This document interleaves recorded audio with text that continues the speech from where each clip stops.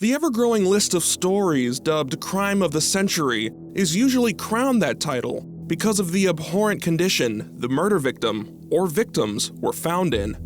The bloodthirst of the public is so palpable that authorities fire off all cylinders to find the culprit.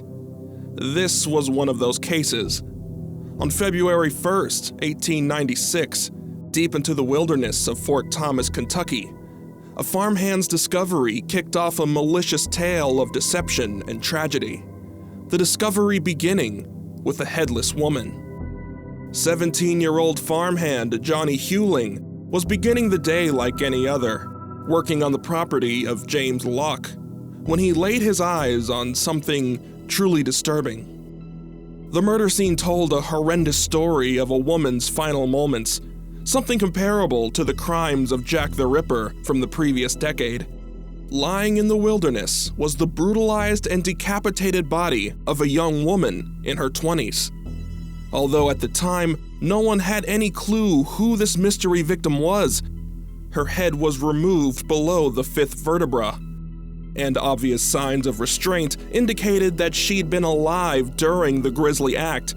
Even more tragically, it was later discovered that she had been pregnant at the time, as well as having traces of cocaine in her system. For now, locals of Fort Thomas and nearby Newport had one of the most horrific dilemmas dropped on their front doorstep, with practically nothing to go off of. The fact that this was an age before fingerprints and DNA, the only identifying factor for this corpse would have been her head, but the subsequent searches turned up nothing. And disturbingly, the crowd that gathered when word spread about this body started collecting curios from the crime scene, like buckets of blood-stained mud where the body lay. The coroner had the body moved to White's funeral home, which doubled as a morgue, where hopes seemed to dwindle as fast as word was getting around the country. That's when the most unexpected of investigators gets their hands on the case. Not someone from the police department or a private investigator, but a young shoe store owner by the name of Louis Pook. You see, as the media firestorm engulfed Kentucky, one of Pook's friends, a man named Mr. Locke, came into his store and told him about the gruesome discovery. Mr. Locke's uncle just so happened to be the property owner, Mr. Locke, of where the woman was found in Fort Thomas. When he learned the body was moved to White's funeral home, literally just a block down from him, he took it upon himself to try and get a look at the body for himself. By now, the funeral home in Newport was being absolutely mobbed by a crowd of sightseers, and local police were only letting in a privileged few. Now, Louis Pook served as an exception. He began working as a traveling shoe salesman up until 1893, when he decided to set up shop in Newport, where he became a well-integrated part of society, even joining the local Masonic Lodge. And as someone with his standing, he was allowed in to view the body. The body lay cold on the slab with the neck area covered, shielding viewers from the horrific decapitation wounds. She was last wearing a blue and white checkered cotton dress, a dark blue shirt, gloves, shoes, and stocking. Louis didn't have any forensic knowledge to determine anything about the poor woman, but he did notice a peculiar clue that only someone like him could notice: her particularly small feet. Then something clicked for the young salesman. He requested that he see her shoes that were recovered from the crime scene, and that's when his unique expertise would launch the real progress of this investigation. Immediately, he translated the manufacturer's code printed on the shoes, the numbers being 22, 11, 624, 58. The 22 translated to a size 3 shoe, the 11 referred to last B, the style in which the shoe was shaped, and 62458 being the manufacturer's stock number. If he was allowed more time to look into this, Louis Pook might be able to find who sold the victim her shoes, and where exactly they were located. That he did. After speaking with the Newport chief of police, Lewis was given permission to conduct his own personal investigation and relay information back to investigators. He didn't waste any time. In an incredible display of persistence, Lewis dedicated his time to tracing the shoes, traveling by train multiple times, sending telegrams, and staying up nights in hopes of getting answers. Eventually, his hard work paid off. Lewis Pook discovered that those very shoes were sold at a store in Greencastle, Indiana. He urged investigators to head that way and get more answers. When investigators traveled to Indiana, they would find that not only was Lewis right about his deduction, but the reason in which the body was found was completely and utterly shocking, and the buyer's name was Pearl Bryan. From here, the story began to unravel, and when all the pieces were put together, it told the story of an innocent young woman who unknowingly aligned herself with two very demented young men. Pearl Bryan was a bright young woman of 22 from Greencastle, Indiana. She came from a wealthy and influential farming family with Father Alexander S. Bryan and her mother we only know as Mrs. Bryan, each having their own stake of prominence in Putnam County. Alexander and Mrs. Bryan had 12 children together, with 7 of them being alive by the time of Pearl's death. Pearl was the youngest of the siblings. She very much lived up to her privileged upbringing. In 1892, Pearl graduated with honors at Greencastle High School. She was described as having a high intellect and a vibrant personality. Some sources say that she briefly attended DePaul University as a music student before deciding to dedicate her time working at her sister Mary's trendy dress shop. Pearl was a popular member of her community, having many friends and attracting a share of boyfriends in her short life. She also taught Sunday school in the area. In short, nothing but good things could be said about Pearl Bryan, which made her untimely death that much more tragic. The main culprit in question was Scott Jackson. Scott Jackson was a dental student studying at the Ohio College of Dental Surgery in Cincinnati. And although we know little to nothing of his life before, we do know he recently fled to Greencastle to avoid embezzlement charges out of New Jersey. He had met Pearl in the summer of 1895 and formed a relationship during his time in Indiana. A relationship the farm girl kept secret from her family. For months, the pair had courted one another, but within the same year, Pearl became pregnant with Scott's child. For Miss Bryan, the secret love affair just became an enormous problem. It was the 1890s, and to get pregnant out of wedlock was already looked upon with shame, but considering Pearl came from a prestigious family of farmers on top of that, this was cause for concern for the girl. The common way out was to inform Scott about the pregnancy and agree to get married, but that was the furthest thing Scott wanted to do. He refused and wasn't going to come to a compromise, creating tension between the two of them. But with Scott Jackson still on the run and in no way hoping to father an illegitimate child, he started to pressure Pearl on the prospect of getting an abortion. Whatever Pearl's stance on this, Scott had already begun taking steps with a homemade procedure, with none other than the help of Pearl's own second cousin, Will Wood, a medical student in Greencastle. By the time of the pregnancy's discovery, Scott Jackson had already returned to dental school in Cincinnati, using his free time to send letters to Wood to arrange a series of miscarriage procedures. Scott would send Wood recipes and instructions to help begin the process with fungal bases like ergot. Another one suggested Pearl try a hazardous mixture involving alcohol and other drugs mixed in. Pearl apparently tried each concoction, but none of them worked. On January 28, 1896, Pearl Bryan told her parents she was taking a train to Indianapolis to see some friends. This was far from the truth. Instead, she was heading to Cincinnati, Ohio, in order to meet with Scott Jackson, the trip being arranged by Pearl's cousin, Will Wood. This reunion between the couple was, yet again, to line up a back alley abortion procedure. in hopes of terminating the pregnancy and putting this behind them once and for all. Once in Cincinnati, Pearl exited the train to be met by Scott and his roommate, Alonzo Walling.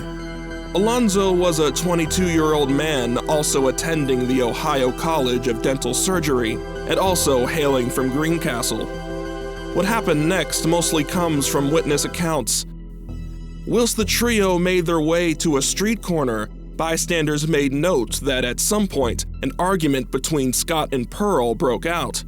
Pearl allegedly became so upset that people within earshot relayed that she threatened to expose his secret to everyone back home. A few days later, January 31st, Pearl, Scott, and Alonzo were seen entering Wallingford's Tavern, a saloon in Cincinnati where they had drinks together.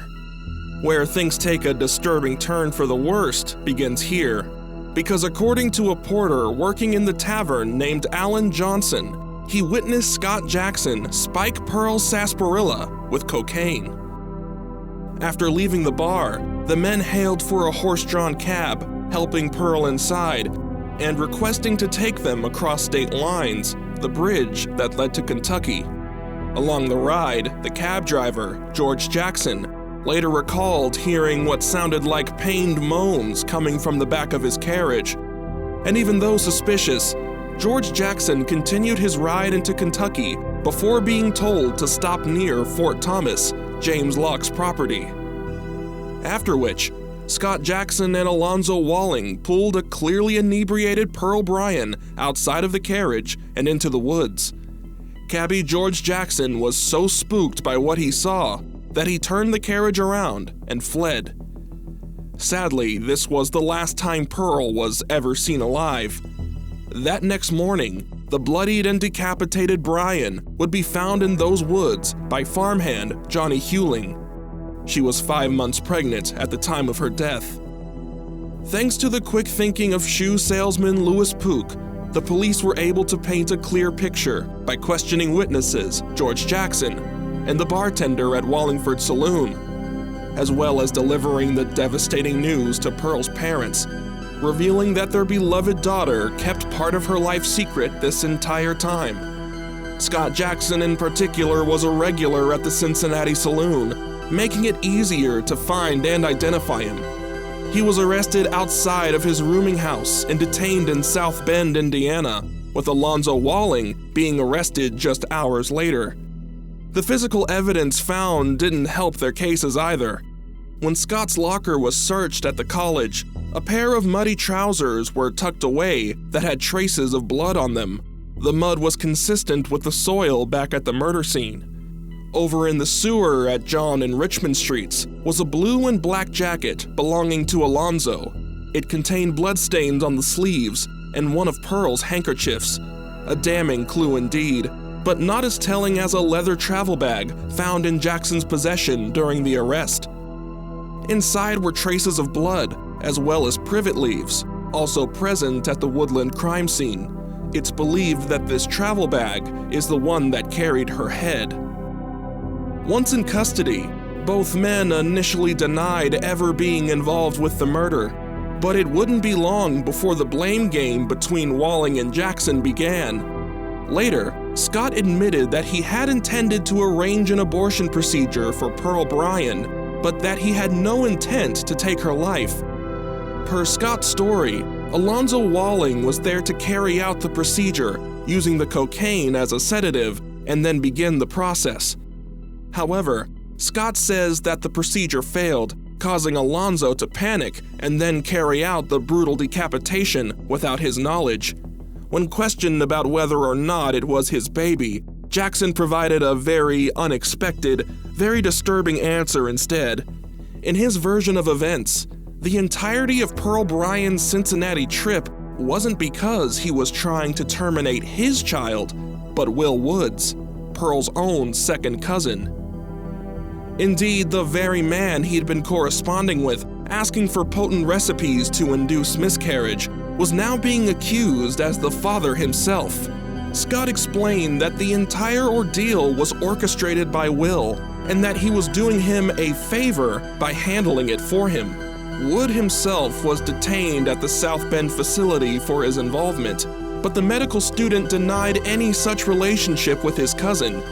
He admitted to his role in the case, however, telling police that he did correspond with Jackson, even taking Pearl to the train station, but in no way having a sexual relationship with his cousin. When Scott was pressed about the last time he had sex with Pearl, he wanted to make it clear that they hadn't slept together since after Christmas of 1895, claiming he was home for the holidays at the time, meaning there was no way for her to be 5 months pregnant. Scott was adamant that he knew she was pregnant, just not with his child. Even then, there were some disturbing statements made on the witness stand during the trial by people who knew Will Wood. He and Pearl were close with one another, but these witnesses under oath said that Will would often brag about having sexual encounters with Pearl, claiming he had a quote-unquote soft snap with her. Alonzo Walling, the suspected accomplice, didn't have much in terms of convoluted stories to provide. Just like Scott, he denied having anything to do with it. But later, he told investigators that it was Scott Jackson who committed the murder and not him. Walling portrayed himself as the unwilling accomplice, someone who was convinced or coerced to follow through with his roommate's plans. Alonzo recalled Scott drugging Pearl's drink at the tavern with cocaine and taking the cab out to Kentucky.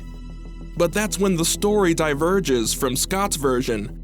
Instead of Alonzo being the cold-blooded killer, he pointed the finger at Scott, saying that not only had he been pressured to help him, but that Jackson even pulled a gun on him when discovering his true intentions with Pearl. Specifically, he told police that while Scott carried out the killing, he was forced to do things like hold her down and restrain her, as well as burning some of her clothes while Scott disposed of her head. On the topic of the head, that was also a point of contention. Both Scott and Alonzo made conflicting claims as to its location. Jackson suggested that it was disposed of at the bottom of the Ohio River, possibly weighed down so that it didn't wash up anywhere. Or that perhaps it was buried at a sandbar near Dayton, Kentucky. Authorities searched that area, but no head was found. But he also threw out the possibility that Alonzo Walling may have taken the head back to Cincinnati to dispose of it in the furnace, located at the Ohio College of Dental Surgery. Alonzo also claimed that the severed head may have been thrown into the Ohio River, but he continued to contradict himself under questioning, switching from knowing absolutely nothing to then pinning the whole thing on Scott. Subsequent searches were held at every location the young men mentioned, including the furnace at the Ohio College, but there was no readable trace of human remains in it. Some tips even alluded to the head being stored somewhere in Miami-Erie Canal and the Covington Waterworks, leading authorities to drain some parts of them. Still, no sign of Pearl's head. By now, the brutal death of Pearl Bryan had spread nationwide, even being dubbed the crime of the century by some publications. The public was horrified, and Pearl's devastated family demanded justice. Scott Jackson's trial began on April 14, 1896, and ended on May 14th. He was found guilty of first-degree murder and sentenced to death by hanging. Alonzo Walling's trial was held on May 26th and ended on June 18th. He was also found guilty of first-degree murder and sentenced to death by hanging. They were scheduled to be executed together in Newport, Kentucky on March 20th, 1897. Shoe salesman Louis Pook attended both trials. For a trial so gruesome and heavily publicized, it was surprising that the execution date was planned as far as the following year. This was an era where the public often took the role of the judge, jury, and executioner. In fact, it was pretty common in the 1800s and early 20th century for angry mobs to overpower police forces and literally storm jailhouses or even courthouses to snatch those they believed to be the guilty party and have them lynched and tortured. Much of the regional public in the Pearl Bryan case, especially the Bryan family, were dead set on seeing Scott and Alonzo pay for their crimes. There was even an incident at the Newport jailhouse involving a jailbreak where both men had an opportunity to escape with fellow inmates. Scott Jackson and Alonzo Walling were so frightened by the thought of being ripped apart by the public that they willingly stayed in their cell. Finally, on March 20th, the day of reckoning had arrived. The dual hanging of Pearl Bryan's murderers was to be held behind the Newport Campbell County Courthouse on York Street, south of the Taylor Southgate Bridge, for the viewing public to witness. As described by onlookers, Scott Jackson appeared to be defiant in his demeanor, one report saying he stood, quote, erect like an actor. Alonzo Walling, on the other hand, was absolutely terrified, not even remotely at peace with his impending doom. He looked towards his roommate, as if expecting him to say something to get them out of this. But Jackson's last words were as resolved as his disposition, saying, quote, I have only this to say, that I am not guilty of the crime for which I am now compelled to pay the penalty of my life, end quote. By now, Alonzo had completely broken down, his last words being, quote, nothing, only that you are taking the life of an innocent man, and I will call upon God to witness the truth of what I say, end quote. And at 11:40 a.m., the trapdoor beneath their feet opened, sending the young men falling down with the nooses around their necks. Unfortunately for them, the execution was botched. Whereas hanging is meant to break the condemned's neck from the force of their own weight, there were many incidents where that just didn't happen. This was the case for Alonzo and Scott. They hung helplessly from the ropes, kicking and flailing for several minutes until they each asphyxiated. The deed was done. Pearl Bryan was avenged, her killers spending their final moments in pain and terror, much like the woman they were convicted of killing was. After the execution, Scott and Alonzo's bodies were taken away and buried in unmarked graves to prevent desecration, the gallows quickly being torn down that very same day. And just like the murder scene of Pearl, onlookers frantically grabbed tree branches used to hang the duo as morbid souvenirs. This was the final public hanging in Campbell County history. This was the end of a truly horrid story in Victorian-era North America. But if you can believe it, there's actually a morbid epilogue attached to this case that served as an urban legend for many decades later. Almost 3 miles away from Newport lies the town of Wilder, Kentucky.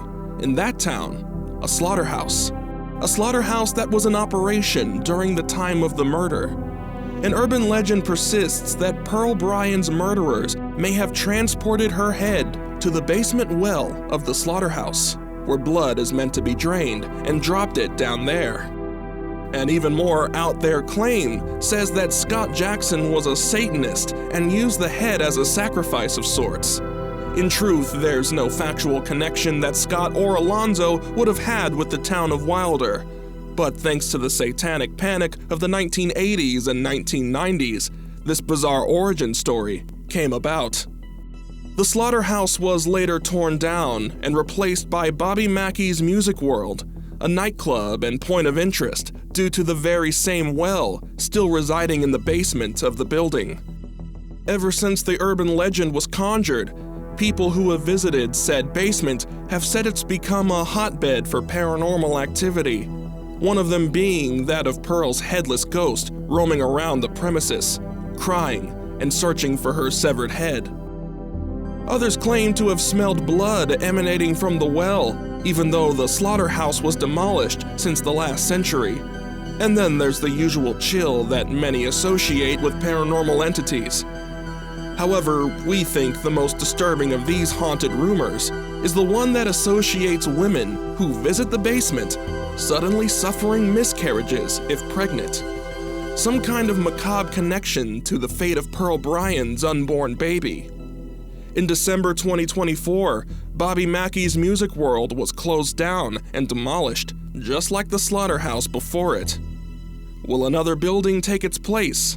And will they keep the basement accessible? Where some cases in that day and age were prosecuted on circumstantial evidence, the murder of Pearl Bryan seemed to be a more accurately pursued case where the correct culprits were held responsible. A motive born out of deception and pure cruelty, and also a testament to the harsh realities women were forced to face in the 1890s. What we don't seem to know fully is the father of Pearl's baby.